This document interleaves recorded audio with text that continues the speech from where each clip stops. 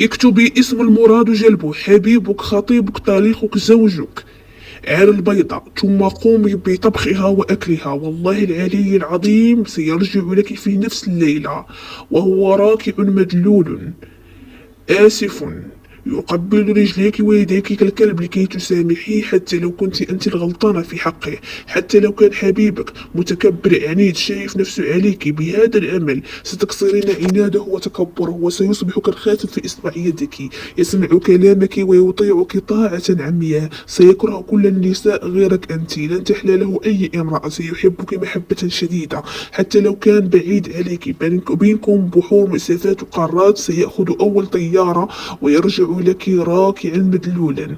ادخلي لقناتي على اليوتيوب وصفات زهر الوردية وشاهدي العمل الروحاني كاملا وطبقيه كما يجب بدون زيادة ولا نقصان، وحذاري من حسابات التيك توك، فأنا لا أملك أي حساب على التيك توك، لدي فقط هذه القناة على اليوتيوب. وللتواصل معي من أجل الأعمال الروحانية القوية: رد المطلقة، زواج العانس، جلب الحبيب، فك جميع أنواع السحر، أترك لكم دائما في صندوق الوصف في أول تعليق الجيميل للتواصل. هذا العمل سهل بسيط لكن مسؤوله قوي وأبدي. اعملي النية وجربيه الآن حبيبي.